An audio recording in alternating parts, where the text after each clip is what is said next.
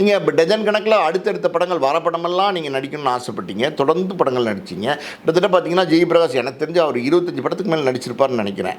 ஆனால் அதுக்கப்புறம் பார்த்தீங்கன்னா ஜிவி பிரகாஷ் உடைய படங்கள், பல படங்கள், தயாரிக்கப்பட்ட படங்கள், முடிச்சு ரிலீஸ்க்கு ரெடியாக இருக்கிற படங்கள் ரிலீஸ் ஆகாமல் போச்சு. காரணம் என்னன்னா நடிகனா மார்க்கெட் போச்சு. இந்த பக்கம் இசையமைப்பாளராக ஒரு பெரிய உச்சத்தை அடைய வேண்டிய ஒரு இசையமைப்பாளர் தான் ஜிவி பிரகாஷ். ஆனால் அந்த உச்சத்தையும் அவர் தொடரலை. உண்மையாக சொல்லப்போனால் ஜிவி பிரகாஷ் நல்ல இசையமைப்பாளர். ஆனால் அவருக்கு அந்த நல்ல இசையமைப்பாளருங்கிற அளவுக்கு பேர் கிடைச்சிச்சா இசைத்துறையில்னா அதுவும் கிடைக்காம போச்சு. நடிகனாவும் பெருசாக கிடைக்காம போச்சு. ஆனால் தொடர்ந்து பார்த்தீங்கன்னா ஜிவி பிரகாஷ் அடுத்து இப்போ நடித்து முடிச்சுட்டு இனிமேல் ஒன்றும் பண்ண முடியாதுன்னும் போது படங்கள் மறுபடியும் இசையமைக்க ஆரம்பிச்சிட்டாரு. அவருக்கு லக்கிலி அந்த வாய்ப்புகள் மறுபடியும் கிடைக்கிது.